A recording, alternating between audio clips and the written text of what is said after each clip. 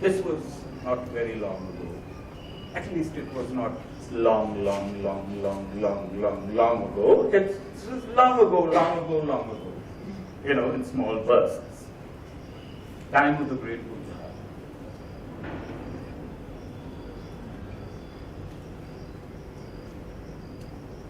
He took the form of a beautiful stag with beautiful antlers. They were huge. His coat was shiny, the coat of the stag was shiny, and his face glowed. His hooves were black, and when he ran, it appeared as if the wind was moving through dreams. He would appear at sunrise, appear at sunset, and in between sunrise and sunset, nobody ever saw the stag. One day, he stood there under a banyan tree, and quite naturally, all the other deer came around him. All the other deer came around him until a herd was formed. A very beautiful herd. In fact, the young stags in that herd took more care about the way they looked. The does became more graceful. And from morning to evening, the stags and the does around the great glowing one went through the forests like the wind of the breeze through dreams. There were another herd also in the same forest, the other end of the forest, not in the middle of the forest, the other end of the forest. So they too began to follow this herd, though they didn't join the herd. So we had these two very graceful looking herds moving around in the forest. One day, the king, who was, a great hunter, he decided to move his capital from where it was located, and he brought his capital nearer this forest because he was so obsessed with hunting, with shikar, that he said that I want my palace close to the forest. So close that when I get up in the morning, I can look out my window and see all the wild animals I'm going to hunt for that day. So, here I am, in my new palace, in my new capital, next door to a forest which I'm going to hunt my animals in. So get me the best bows, get me the best arrows, get me the best watchmen, the best trackers who will track the deer. So they went off, they got the best, only the best. What did they get? Only the best. And the king went off to his hunt. But the deer were so swift. As I told you, they were like the wind and the breeze through dreams. They went absolutely gracefully, and they could not be hunted. The king was desperate. 1 day, 2 days, 3 days, 4 days, 5 days, 6 days, 7 days, 8 days, 9 days, 10 days, 20, 40, 80, 160 days, and not a single trophy. The king was distressed. What is this? Has somebody done some magic on me and on the animals? Are they real or is it illusion or what is it? Okay, he said. You are my minister, right? He said, yes. So, but I'm not a specialist in wildlife. I don't care what you're a specialist in. He said, you come along. You're my minister. You deliver the job. Okay. What do I do, sir? I want you to get both the herds trapped inside a big enclosure. Big enclosure was built with a small gate, and after a great deal of difficulty, the second herd of deer were taken in. When this happened, the king said, I'm ready. No, your majesty, said the minister with a big grin on his face, because he was sure he was going to get a huge reward. So he said, no, sire, wait. There's one more herd, even more beautiful, even more graceful, even more healthy than this herd. Okay? I'll get that. So he chased the herd, chased the herd, and chased the herd, and it went on and on and on, and after 160 days, mind you, the great, big, beautiful stag of our story said, come along, my fellows, let's go into the stockade.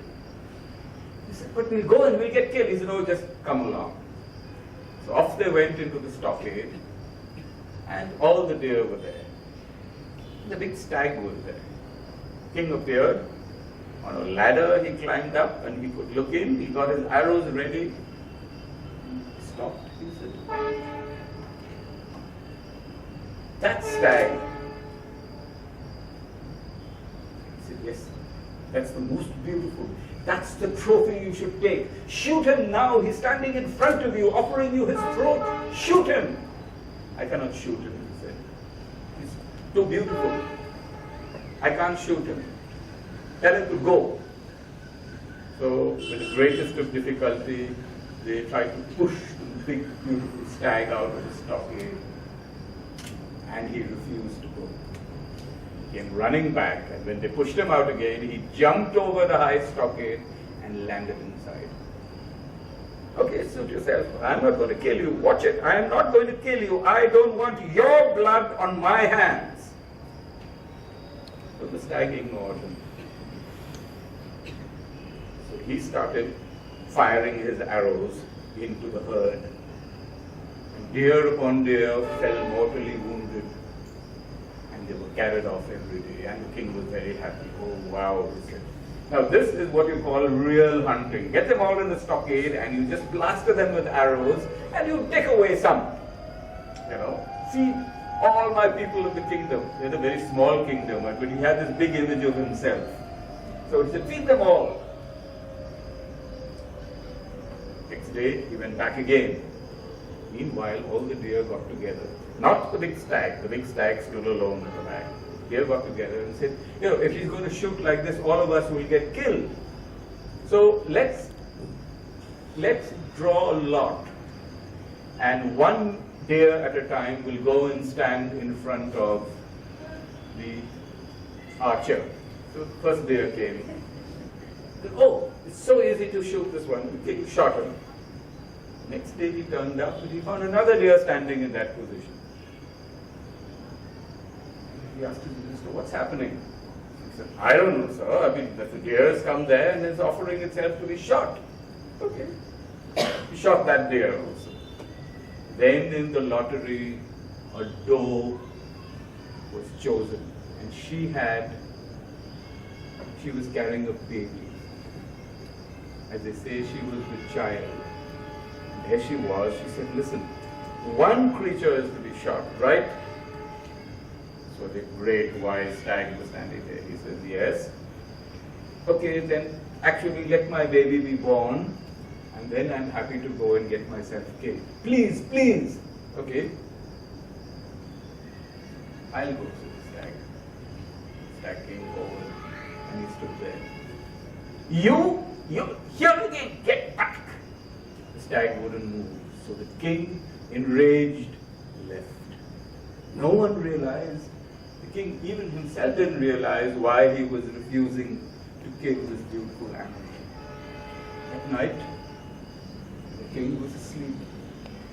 He dreamt he was in this beautiful forest and there was blue mist floating through the branches. And there he was walking there without a bow, without an arrow.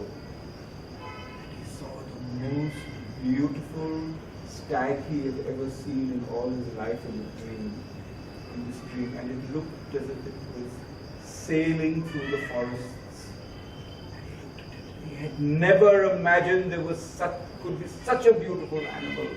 It was glowing. So he said, he went back the next day. He said, "You, come here.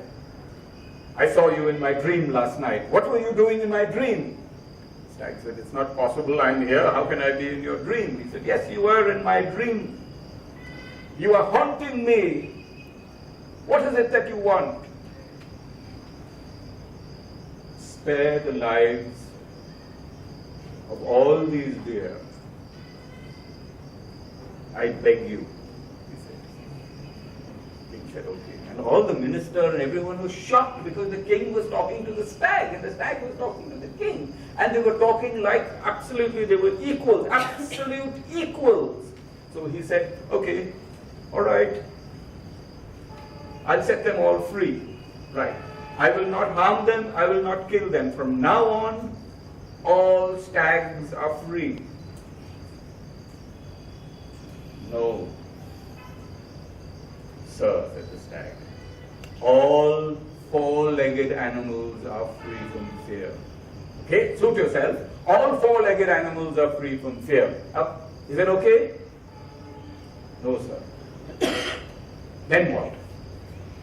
"All feathered creatures flying in the sky would be free from fear." "What? Are you crazy? What are we going to eat?" "You don't need to eat them." "Sir, okay. All birds in the sky or branches or grazing on the ground are free from fear. They will not be killed." "I suppose that's the end of your demand?" He said, "No, sir. All the fish in the waters and all the snakes and the reptiles living underground should be free from fear of dying." "You haunt me, stag. Your wish is granted." And so the king turned and walked back, ashamed of himself, his greed and his violence, and this and this and this, for all the animals that on the earth, they are people, they are communities who still respect and honor life and do not harm any living creature. That was one of the incarnations of the great Buddha.